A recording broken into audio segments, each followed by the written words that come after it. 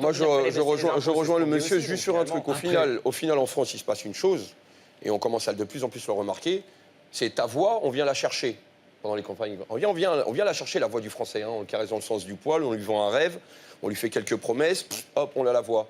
Mais après, on la ferme pendant 5 ans. Là, la voix, elle compte plus. Qu'est-ce que j'ai réclamé, moi ? Le 17 novembre, j'ai réclamé une baisse de taxes. Oui. D'accord ? Avec tous mes copains terroristes gilets jaunes. Ah, moi, je d'accord ? dis pas que les gilets demandez à jaunes votre copain Griveaux, il va vous raconter, il va vous donner la définition du gilet jaune ou de l'antisémite que je suis. D'accord ? Voilà comment on traite les gens qui donnent la parole en France. Jérôme. D'accord ? Non, parce qu'il faudrait juste savoir un truc aussi sur le grand débat, c'est qu'ont été extraites les données du grand débat par une intelligence artificielle qui a été faite par 2 sociétés, une qui s'appelle Quam et une autre qui s'appelle Opinionway. On connaît un petit peu les relations étroites qui peuvent exister avec M. Macron et ses différentes sociétés. Ça nous a coûté 15 millions d'euros de plus. Quels ont été les mots-clés programmés pour ressortir les informations qui vont dans le sens de M. Macron ? Monsieur Déjà Rodriguez, que les les données comptées. sont libres. Elles sont libres en open data, elles sont exploitables. Vous pouvez aller les consulter, voir les synthèses. Non, mais c'est un exercice de. On a eu encore quelques heures de votre Premier ministre qui les énumérait. D'accord ? Nous, on a fait un vrai débat sur une plateforme au sein des Gilets jaunes. C'est marrant, on n'a pas les mêmes remontées d'informations. Oui, c'est pas quand même que, par exemple, sur l'ISF, 10% par rapport à 70%, c'est étonnant quand même. Je suis d'accord, mais enfin, les gens, ils disent quoi ? Ils disent il faut d'abord baisser les impôts. C'est Oui. ça, voilà. C'est pas un scoop. Voilà, on est d'accord. Bon, donc c'est un peu normal qu'on retrouve ça. Et après, ils parlent de leurs priorités. Peut-être que si vous demandez aux gens si vous êtes pour ou contre l'ISF comme ça, ils vont pouvoir vous donner un avis. Mais c'est pas ça qui leur vient en premier. Quand ils ont envie de prendre du temps pour écrire sur une plateforme une contribution ou d'aller dans une réunion, c'est pas l'ISF qui les omnibule. C'est pas le RIC non plus. Je suis désolé. Qu'est-ce qui change concrètement pour moi, pour ma vie, pour mon pouvoir d'achat? Moi, ils m'ont parlé de quoi ? J'ai entendu un terme chez les Gilets jaunes que j'ai trouvé très sympa et que je vais reprendre, d'accord ? Le pouvoir de vivre. C'est même pas un pouvoir d'achat, c'est le pouvoir de vivre. Aujourd'hui, vous gérez un peuple, vous gérez des citoyens qui bossent mais qui dorment dans leur bagnole. Ça n'a pas l'air de vous gêner. Moi, je vais vous dire un truc. Au début, je croyais pas trop en Macron, d'accord ? Mais je me suis dit, avec le renouvellement de l'ensemble de l'Assemblée, je me dis, bon, on va avoir du sang neuf, on va avoir peut-être des gens qui sont restés un petit peu terre à terre et non pas déconnectés. Mais je m'aperçois un truc, c'est que les dorures de la République vous font plonger très rapidement. On est d'accord sur le fait que le pouvoir d'achat, le pouvoir de vivre, c'est un enjeu essentiel pour les Français. C'est la raison pour laquelle nous supprimons la taxe d'habitation. C'est la raison pour laquelle, dès le mois de décembre, en urgence, nous avons pris des mesures d'urgence économique et sociale. 10 milliards de pouvoir d'achat rendus aux Français. La prime d'activité qui concerne les personnes qui travaillent au SMIC, les personnes qui travaillent, qui ont des petits salaires autour du SMIC, les familles monoparentales, notamment, des personnes qui vont gagner 100, 150 euros de plus par mois. Ça, c'est du concret, ça change le quotidien des Français. C'est pas n'importe quoi quand même, s'il vous plaît. Il n'y a strictement rien eu. Vous avez donné 100 balles d'un côté. Vous parlez du terrain, je ne crois pas que vous le connaissez, en fait. Excusez-moi. Monsieur, vous avez donné 100 euros par tête. Je vais vous répondre quand vous me laisserez parler. Vous avez donné 100 euros. Derrière, en février, les prix augmentent de 8%. Et puis ça, c'est Macron. D'accord, l'électricité qui augmente, c'est Macron. Non, mais s'il vous plaît, vous avez des leviers d'action pour faire en sorte que ça n'élève pas, d'accord ? C'est un moment, il faut quand même être un minimum cohérent. C'est-à-dire, vous nous demandez de baisser les taxes, mais de financer des fonctionnaires pour aller faire des contrôles. Moi, je préfère que les fonctionnaires ils soient mis pour donner des cours à nos gamins, pour aller nous soigner, pour assurer notre sécurité dans les policiers. Enfin, je veux dire, il faut avoir un tout petit peu quand même de réalisme quand on parle de tout ça. On a un budget qui est déjà avec 1000 milliards d'euros en France. On peut continuer d'augmenter les impôts si vous voulez qu'on mette des gens derrière chaque personne. Augmenter, mais les services publics sont de plus en plus pourris. Mais oui, mais d'accord. Alors écoutez, non, mais excusez-moi, plus ça augmente, plus c'est pourri. Non, c'est vrai. Ce que les gens disent quand même, c'est que c'est le pays où on paye le plus d'impôts au monde et les services publics sont de plus en plus mauvais, on est bien d'accord. On a une étude cette semaine, les mômes, ils ne savent même pas parler anglais. Ils arrivent en deuxième. Il y a des profs qui sont payés pour leur apprendre à parler anglais.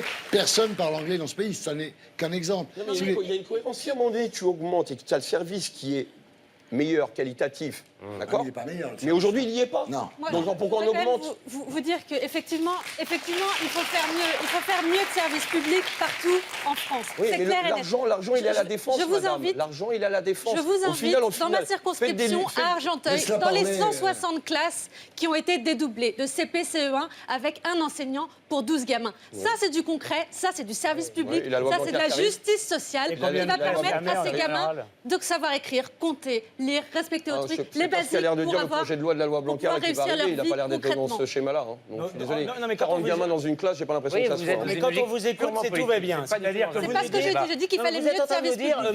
Macron a donné des milliards. Arrêtez de dire En réalité, tous en même temps. Vous dites, Macron, il a fait beaucoup d'efforts, 10 milliards. Non, mais l'essentiel, c'était l'annulation des hausses qui étaient prévues. La réalité, c'est qu'en 2018, il y a eu 4,8 milliards d'euros d'impôts supplémentaires. Et le problème, c'est qu'on a atteint et même dépassé le seuil de saturation. Et à chaque fois qu'on dit il y a trop d'impôts, on nous dit ah bah oui, mais si on baisse les impôts, du coup on aura moins de moyens et donc il y aura moins de services publics. Et bien à ce moment-là, il faut taper les vrais gisements d'économie. La fraude sociale, la fraude fiscale, l'immigration. Oui. Est-ce qu'on peut parler de la question migratoire, qui est une question centrale, qui n'est pas dans le grand débat, eh bien, regardez les sondages. Regardez les sondages, vous verrez. Mais ça ne les intéresse pas. Oui, regardez les sondages. Vous verrez que même vos électeurs sont très sensibles à la question. Mais vous, Aurélien Taché, qu'est-ce que vous avez proposé? Vous avez proposé un crédit d'impôt pour accueillir les migrants. Mais les Français, ce qu'ils veulent, c'est baisser les impôts et baisser le nombre de migrants. Voilà. Les deux. Ça, c'est vous qui dites, mais si, c'est la réalité. Moi, ce que je vois, c'est que sur 140 000 contributions dans ce grand débat, il y en a eu 3 000 sur l'immigration. Oui, mais ça, parce que c'est des adhérents de la République En Marche qui ont participé au débat. Alors, bien sûr. Oui, mais c'est d'ailleurs pour ça que vos adhérents d'y participer, parce que vous croyez que ça allait pas marcher. Vous voulez qu'on participe à cette mascarade? Mais oui, bien sûr. 99% des Français n'ont pas participé, n'ont pas cru une seconde à votre sincérité, n'ont pas cru une seconde que le président de la République avait la moindre volonté de prendre en compte leurs préoccupations, juste de mettre en scène sa politique. Moi, juste pour contrecarrer monsieur, parce que tant qu'à faire, je suis pas content contre eux, mais moi, sur le vrai débat qui a été organisé sur une plateforme Gilets jaunes, on parle pas d'immigration. Mais oui, vous avez fait le choix de ne pas vous exprimer, de faire une autre plateforme. Les partis politiques ont dit, nous, on joue pas le jeu parce qu'on ne veut surtout pas donner du crédit à Macron. Juste termine, s'il vous plaît. Non, on ne nous a pas laissé le choix. Non, c'est pas vrai. Moi, j'ai été chercher les Gilets jaunes dans mon département. J'ai dit, ils sont où les Gilets jaunes que j'ai fait, c'est dans le 95, j'ai jamais entendu parler des vôtres. Bah écoutez, pourtant, demandez à, je sais plus comment elle s'appelle, la porte-parole du Val d'Oise, votre collègue Gilets jaunes. Laetitia. Oui, excusez-moi, elle n'est jamais venue dans mes réunions. J'ai invité 10 fois, elle n'a jamais voulu venir. Donc, à bout d'un moment, je veux bien tout ce qu'on veut. Ensuite, à la sortie de ce grand débat, on voit quoi? Les Français nous disent quoi? Moi, ils me disent quoi? Ils me disent on en a ras-le-bol de passer 2 heures dans le RER. On en a ras-le-bol que les loyers soient trop chers. Ils ne me parlent pas de RIC, d'ISF ou de je sais pas quoi. Ils me disent qu'est-ce qu'on fait là-dessus? Qu'est-ce qu'on peut faire là-dessus? Donc là-dessus, on est attendu. Là-dessus, on a des réponses à apporter. Et effectivement, je vous rejoins sur une chose. Il y a aussi quelque chose de l'ordre. Il y en a marre de cette France un peu du piston. Nous, on a l'impression qu'on n'est pas vraiment considérés. Il y en aurait qui seraient à Paris, il y en aurait qui arriveraient à plus facilement mettre leurs gamins dans les bonnes écoles, il y en a qui arrivent à plus facilement s'exprimer, à mieux parler à leurs élus, etc. Comment on fait pour réparer la démocratie? Comment on fait pour que les gens n'aient plus le sentiment qu'il y a une France à 2 vitesses? Bien. Non, ce qu'on peut dire, on a l'impression d'abord que le président Macron a essayé de gagner du temps avec ce grand débat. Et il en a gagné. Tout le monde a ce sentiment. La deuxième chose, c'est que les gens attendent des décisions beaucoup plus disruptives. C'est-à-dire que là, on a l'impression qu'on n'a pas de blé. Chaque fois que les gens demandent quelque chose, on leur dit c'est formidable, mais on ne va pas augmenter les impôts, donc on ne pourra pas le faire.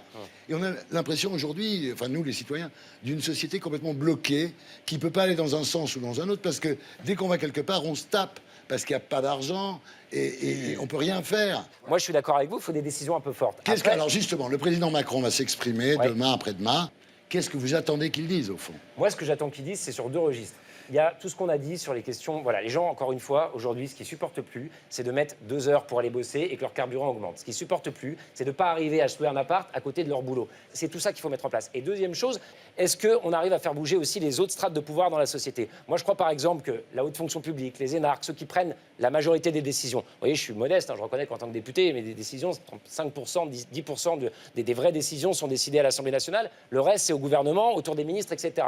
Macron, il a l'air de réfléchir à se dire, est-ce que c'est normal qu'effectivement cette haute fonction publique, elle ait autant de privilèges aussi, autant de pouvoir? Est-ce qu'on ne peut pas la modifier? Est-ce que l'ENA, c'est encore le seul endroit où un mec, il a un diplôme à 20 ans, puis après toute sa vie, il est patron de l'administration sans avoir de compte à rendre à personne? Voilà, ça, ce serait disruptif. Moi, ça, je pense que là-dessus, on pourrait avancer et que les Français se diraient, ah ben ça va peut-être bouger un peu la démocratie en France, plus que le RIC. On voit mal comment Emmanuel Macron, qui est le produit de ce système de l'ENA, on voit mal comment il va se suicider, comment il va virer tous ses potes. On comprend mal comment Macron, qui a été mis en place quand même par les européistes, va d'un seul coup choisir de défendre les Français plutôt que l'Europe. C'est ça qu'on a du mal à comprendre. Nous, en parlant de se tirer des balles dans le pied, nous, on n'a aucun souci, par exemple, à dire qu'on va réduire de 30% le nombre de parlementaires. Oui. Il y a un moment, il faut aussi voir qu'on ne fait pas les choses pour soi. On fait les choses pour le collectif, pour la France, pour que ça marche. Et c'est bien ça notre volonté. Mais ça, vous comprenez, c'est très bien les mesures symboliques de diminuer le nombre d'élus, etc.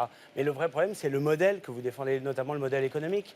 C'est le modèle économique, le fédéralisme, aller toujours plus loin dans le fédéralisme européen, donner toujours plus de pouvoir à la Commission européenne. C'est ce que propose Macron. Aller toujours plus loin dans le libre-échange total, c'est-à-dire la concurrence déloyale, qui a tué... Non mais vous me laissez finir une phrase parce que là, c'est un peu fatigant. Qui sont sortis de l'accord de Paris, par exemple. C'est pas vrai, non, ça, mais d'accord, mais... Est-ce que vous êtes capable de proposer ça? Non, mais beaucoup plus que ça. Nous, on veut en finir avec cette logique qui est totalement anti-écologique du libre-échange transcontinental. Vous proposez pas ça. Vous voulez empêcher M. Durand de prendre sa Twingo pour aller travailler parce qu'elle a un moteur diesel.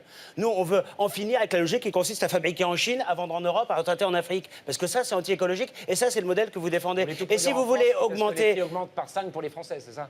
Oui, mais... Le café en France, ça va être cher. Le problème... Non, mais tout ce qu'on peut fabriquer ou produire en France, il faut le fabriquer, le produire en France. Sinon, on n'a plus d'industrie, c'est déjà largement le cas, et on n'aura plus d'agriculture demain. C'est ça le modèle que vous défendez. C'est marrant parce à ce moment-là, on aura... Vous êtes au Parlement les prix européen seront et bas, vous votez contre tout ce qui va dans ce sens-là. Non, mais d'abord, bah, renseignez-vous, parce que ça vous évitera de dire des imbécilités. Au Parlement européen, nous, on est capable de voter pour des textes qui sont proposés par les autres. L'inverse n'est pas vrai. Quand, par exemple, oui, bien vous sûr, qui parlez quand toujours vos d'immigration, confrères quand on propose sont de d'accord renforcer avec Frontex, un vous votez amendement de notre contre. part, ils Quelle est la voteront par logique? Quelle est principe, votre parce que ça, cohérence?